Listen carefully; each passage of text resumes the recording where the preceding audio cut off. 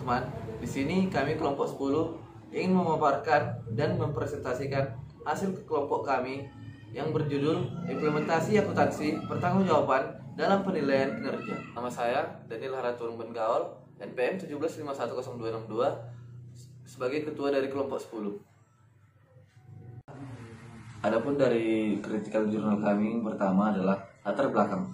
Perusahaan adalah sekelompok orang yang bekerja sama untuk mencapai suatu tujuan yang telah ditetapkan. Sebuah perusahaan memerlukan sebuah manajemen yang baik, karena perusahaan jika tidak ada manajemen yang baik tidak akan berjalan lancar dan tidak dapat mencapai tujuan yang telah ditetapkan tadi.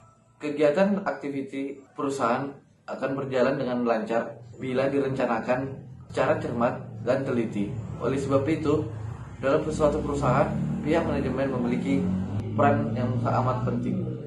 Seiring bertambahnya perusahaan, maka pimpinan tidak mungkin dapat mengendalikan seluruh aktivitas dan masalah yang ada dalam perusahaan.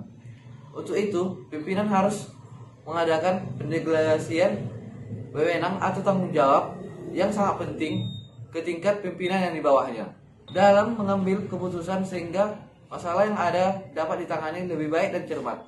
Dengan adanya pendelegasian tugas dan wewenang dalam perusahaan, oleh karenanya perlu menerapkan akuntansi pertanggungjawaban. Salah satu bentuk pendelegasian wewenang ini yaitu dibentuknya berbagai wilayah tanggung jawab yang dikenal sebagai pusat pertanggungjawaban.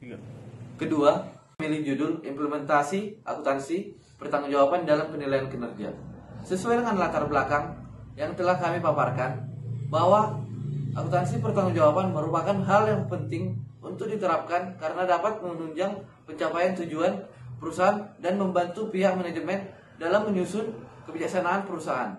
Masa yang akan datang dan akuntansi pertanggungjawaban mempunyai peranan dalam menilai prestasi kinerja manajemen. Ketiga, landasan teori.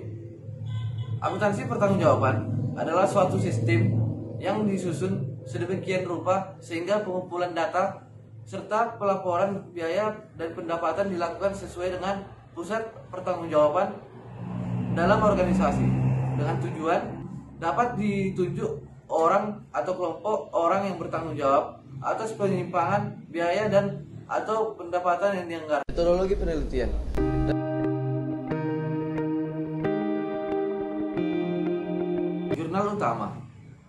Jurnal utama kami yang berjudul Pengaruh Penerapan Akuntansi Pertanggungjawaban Terhadap Prestasi Kerja, yaitu memiliki kelebihan penelitian. Yang pertama, pada jurnal sudah dicantumkan kata kunci dan abstrak sehingga dapat mempermudah pembaca untuk memahami inti dan isi jurnal.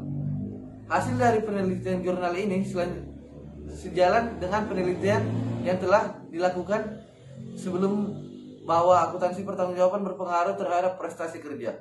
Kelemahan dari penelitian jurnal utama ini kurangnya sampel dan hasil penelitian di variabel penelitian seperti kinerja manajerial dan kinerja manajer pusat biaya.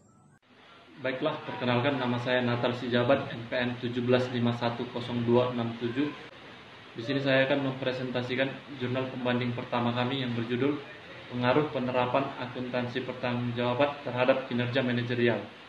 Kelebihan dari jurnal ini yang pertama yaitu jurnal ini memberikan penjelasan yang lengkap bahwa akuntansi pertanggungjawaban berpengaruh positif terhadap kinerja manajerial perusahaan.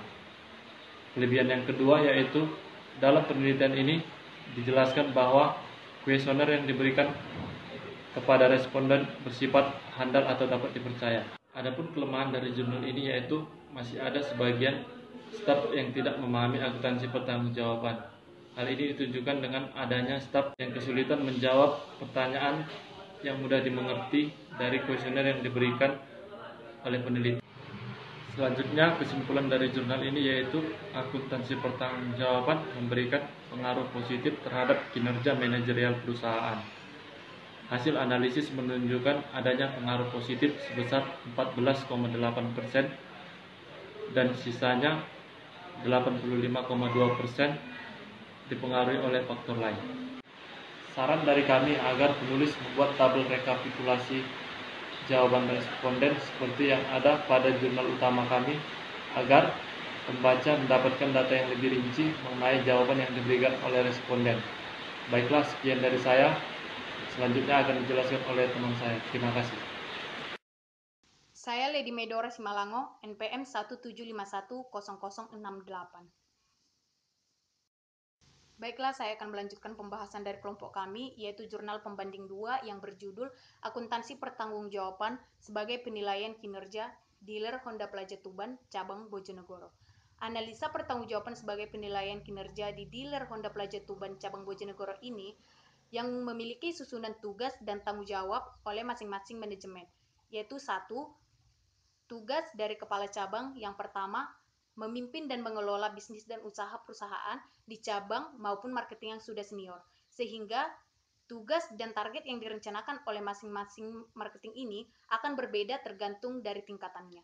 Yang kedua, mendapatkan market share sesuai dengan apa yang ditetapkan perusahaan. Yang ketiga, mengelola perusahaan dengan baik untuk meminimalkan risiko perusahaan. Yang keempat, mengupayakan pertumbuhan dan perkembangan dari waktu ke waktu, baik secara volume.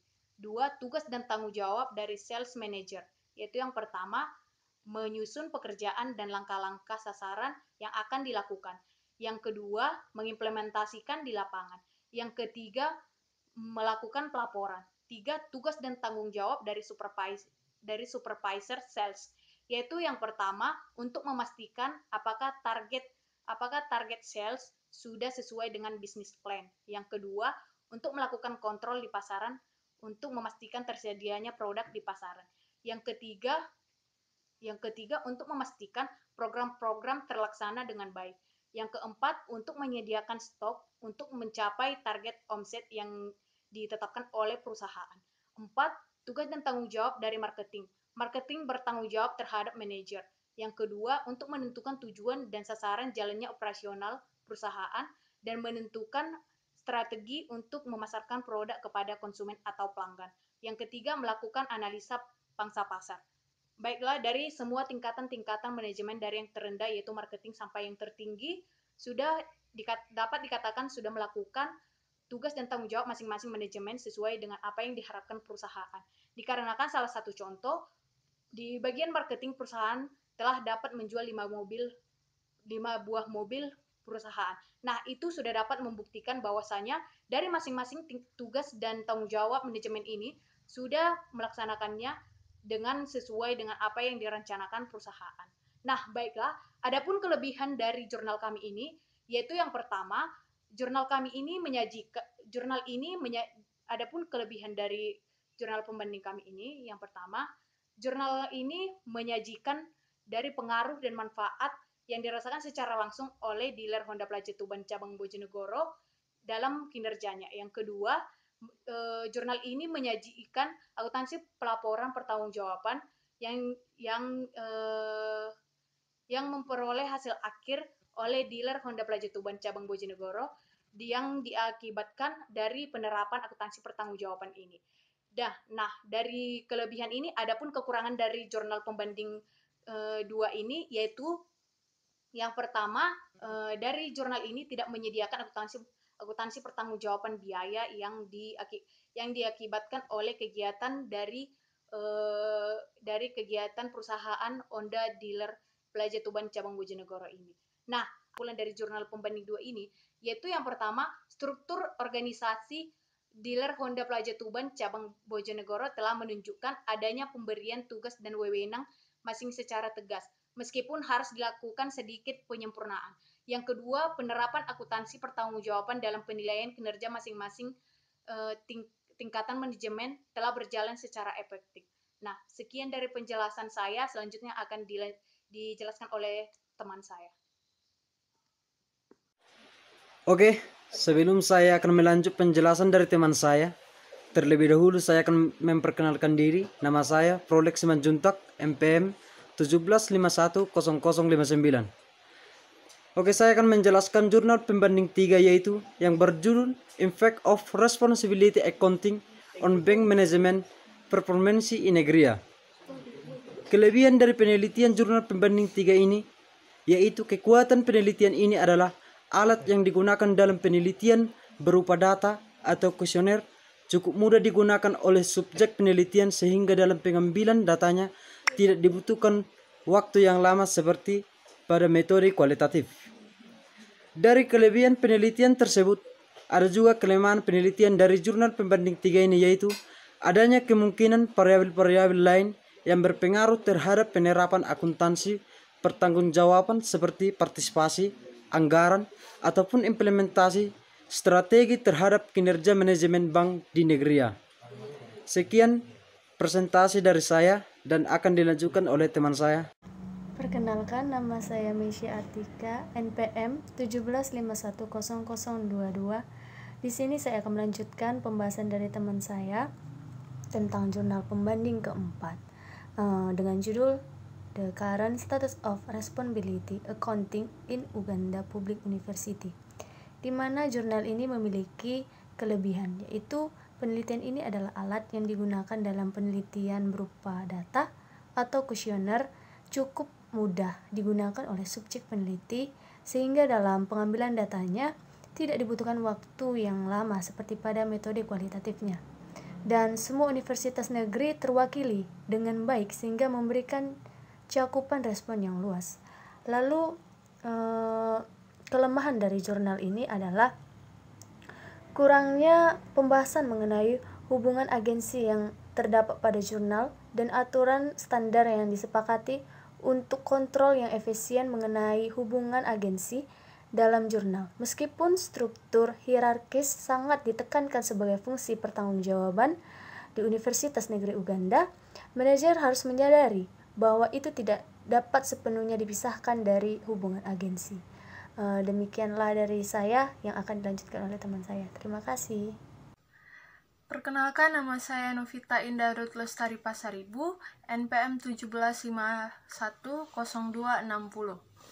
Di sini saya akan membahas jurnal pembanding 5 yang berjudul Application Responsibility Accounting to Sustainable Development in Vietnam Manufacture and Empirical Study.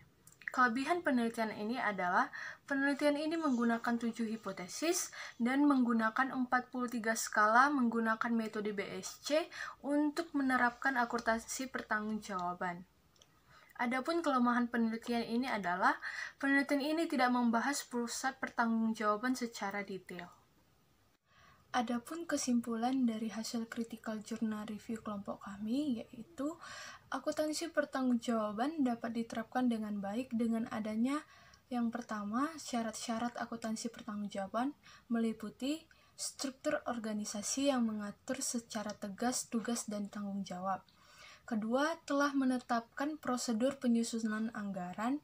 Yang ketiga, memisahkan biaya terkendali dan tidak terkendali. Yang keempat, sistem pelaporan kinerja. Yang kedua, adanya karakteristik akuntansi pertanggungjawaban. Di antaranya, terdapat pusat-pusat pertanggungjawaban, yaitu pusat pendapatan, biaya, laba, dan investasi. Memiliki standar yang ditetapkan sebagai tolak ukur penilaian kinerja manajer pusat pertanggungjawaban. Perbandingan realisasi dan anggaran untuk penilaian kinerja manajer. Dan yang terakhir, memberikan penghargaan kepada manajer yang memiliki kinerja yang baik. Adapun saran dari hasil critical journal review kami yaitu bahwa kinerja dipengaruhi oleh akuntansi pertanggungjawaban. Semakin meningkat akuntansi pertanggungjawaban, maka semakin tinggi pula kinerja. Maka dari itu, akuntansi pertanggungjawaban harus ditingkatkan secara insentif agar kinerja manajerial dan karyawan dapat meningkat secara maksimal.